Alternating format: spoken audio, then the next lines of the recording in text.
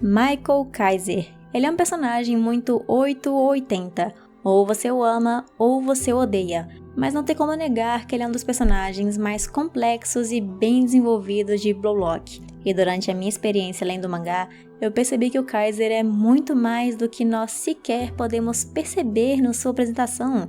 Ele é um falso rei e está em busca de um amor egoísta. E nesse vídeo, eu vou me aprofundar em Michael Kaiser e como seus traumas moldaram quem ele é e quem ele se tornou no mundo do futebol do Blue Lock. A primeira vez que conhecemos Michael Kaiser é no início da Liga Neo-Egoísta, e ele passa a primeira impressão de ser aquele antagonista chamativo e metido, onde percebemos quase que imediatamente que ele vai ser o principal rival de Isagi Yoichi, o protagonista de Blue Lock. Kaiser faz aquela entrada triunfal, roubando os holofotes, mostrando sua dominância e como que é ele quem manda ali, literalmente o rei do Bastard Mannheim. E ele claramente aparentava ser o tipo de personagem que sabe desde sempre que ele é o rei do campo, o rei de todo o império, e quem não o ajuda a marcar gols é descartado sem pensar duas vezes.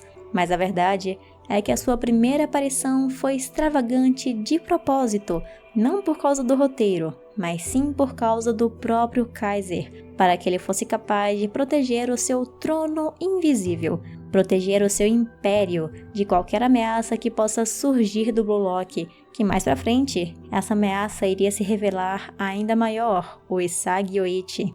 E o Kaiser fez isso simplesmente por medo, um medo muito grande de perder a sua posição e perder aquele seu trono que ele estava tão acostumado a ter. Mas no começo, não sabíamos o porquê dele ser assim tão defensivo, ou de onde que vinha aquele medo tão grande de perder a sua amada posição e o seu trono de o melhor. E desde o começo, Michael Kaiser também sempre demonstrou bastante interesse no Isagi, tudo porque ele fez aquele último gol na partida contra o Japão Sub-20, sendo praticamente o herói da vez. E o Kaiser queria esmagar ele por completo por conta dele ser o herói, mostrando também ainda mais a sua dominância dessa forma, e ao chamar o Isagi pelo seu primeiro nome, Yoichi, que no Japão é algo bastante pessoal, onde apenas as pessoas que são mais próximas umas das outras podem ter esse privilégio.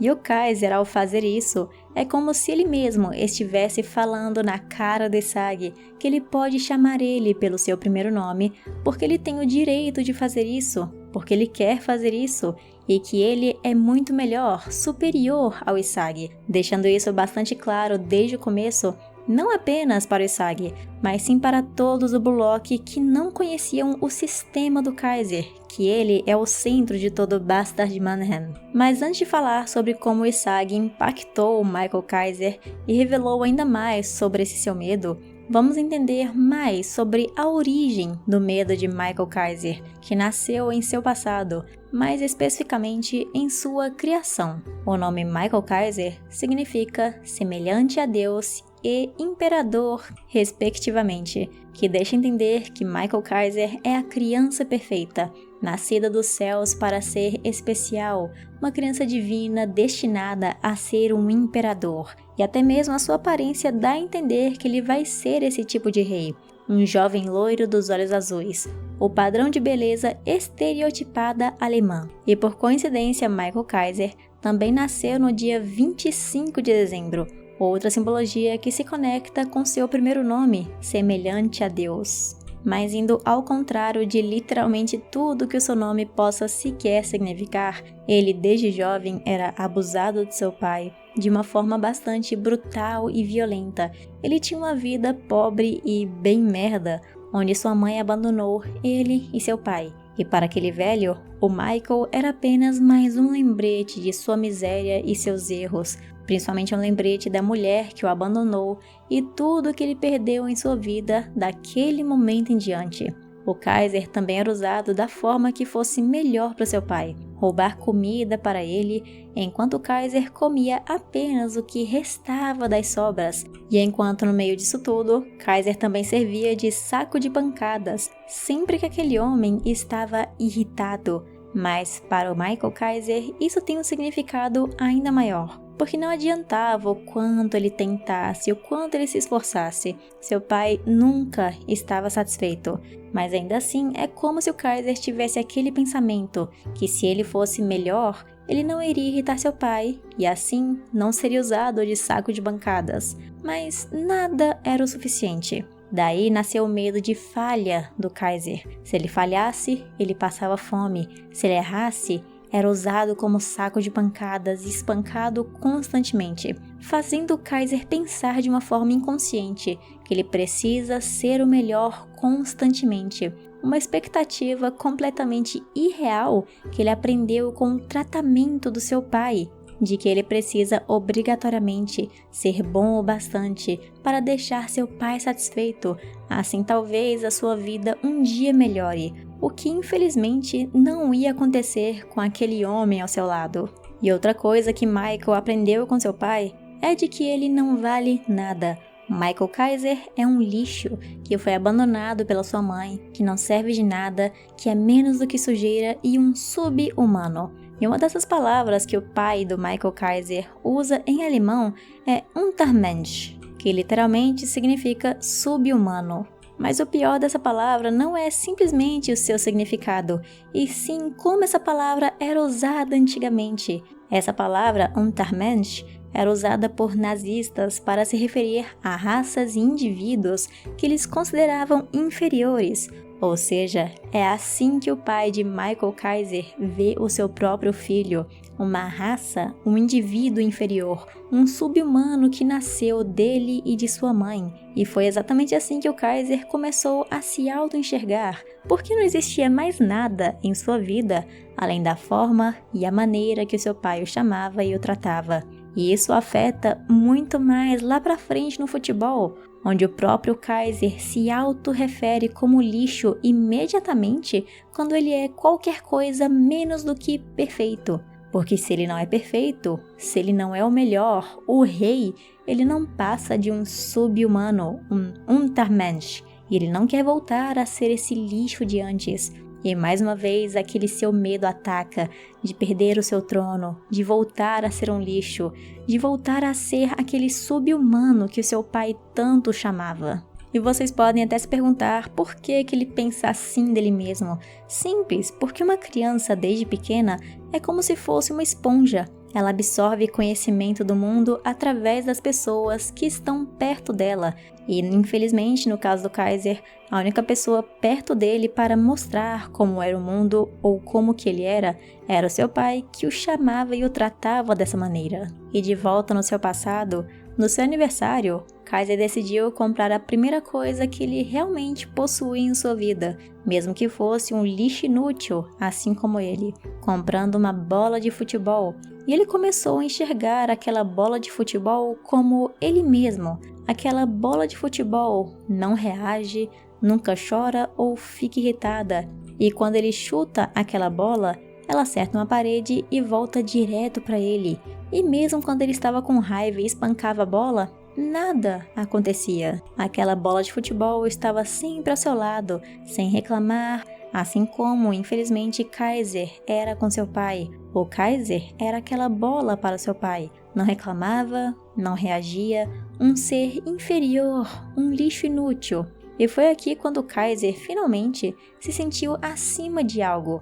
A bola era mais inútil do que ele e estava sempre ao lado dele. Ele finalmente achou algo que dava significado a ele mesmo, mostrando que o Kaiser tinha algum valor e que havia algo menos valoroso do que ele. E até mesmo quando essa bola ia ser destruída, Michael Kaiser finalmente expressou uma reação. Ele finalmente teve o nascimento de sua própria identidade. Mas não era simplesmente por causa da sua bola, que era a primeira coisa que ele teve, mas sim o que aquela bola significava para ele. Aquela bola era o único sinal de que ele valia alguma coisa, de que ele não era um lixo, que havia algo abaixo dele mesmo, que ele era um ser humano. E esse passado do Kaiser é refletido diretamente na forma que ele age no mundo do futebol. com esse trauma da sua infância sendo mostrado e revelado constantemente, onde ele nem mesmo conseguia aceitar a bondade de outras pessoas direcionada a ele mesmo. Isso porque ele está familiarizado com o local onde ele está em constante perigo e ameaça, forçando até que essa situação aconteça à sua volta para que ele consiga funcionar corretamente, por assim dizer, como se fosse uma máquina que saiu do seu lugar de funcionamento, se adaptando a um novo habitat. E com essa sua convivência entre as outras pessoas, começando a odiar o Kaiser por causa da forma que ele agia, sendo violento e arrogante, ele percebeu que também precisava de influência, uma arma suprema para causar o impacto e ser eficiente, para que assim ele possa ser amado. O Kaiser precisava provar para si mesmo que ele vale algo, que ele é algo a mais do que um subhumano. E se ele falhasse ali, ele poderia novamente perder tudo e voltar para aquela sua vida horrorosa de antes, alimentando cada vez mais aquele medo que ele tem de falhar, porque se ele falhar, ele pode regredir cada vez mais, não sendo um ser humano. E de certa forma, aos poucos, Michael acaba se tornando um pouco seu pai, porque ele começa a se sentir bem em esmagar os outros com sua malícia, se provando como melhor, pisando em cima dos outros e em seus egos, se sentindo cada vez mais humano, quanto mais causava desespero nos outros. Inclusive, ele tinha o Ness ao seu lado, alguém que era tratado de uma forma horrível, mas não reclamava e não saía ao seu lado, sempre o amando não importa o que acontecesse. E esse medo e esses traumas que o Kaiser tem lá dentro do seu interior se tornaram ainda maiores com a presença de Isagi Yoichi, porque ele se tornou a maior ameaça ao seu trono. E mesmo esmagando o Isagi constantemente, parecia que ele se levantava ainda mais motivado do que antes. O Isagi aqui se tornou a personificação do seu medo, o medo da sua humanidade ser roubada, de perder tudo que ele construiu e voltar a ser aquele pedaço inútil de lixo. Mas a verdade é que Michael Kaiser nunca realmente teve um trono, ele nunca foi o rei. Como eu disse antes no início do vídeo, um falso rei, porque ele nunca foi de verdade o melhor. Ele apenas se acomodou naquele trono que foi estabelecido no Bastard Mannheim. Ele se convenceu que era o rei de tudo. Na verdade, ele precisava se convencer e tinha que acreditar nisso.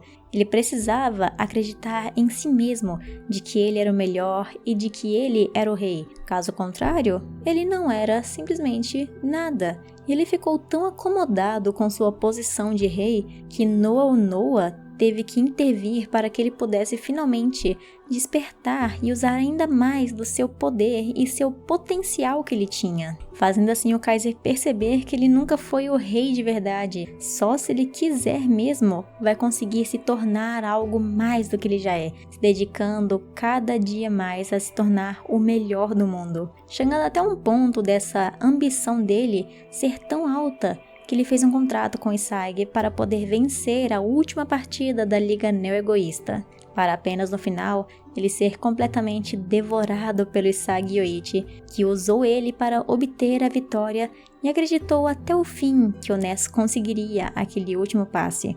E foi nesse momento onde, para mim, que o Kaiser realmente chegou no ponto que ele queria, o ponto zero, onde ele deixou tudo para trás, viu que ele não era o rei que ele pensava ser, e mesmo quando ele desistiu de tudo e tentou reconstruir o seu império, ele foi humilhado e esmagado pelo Yoichi.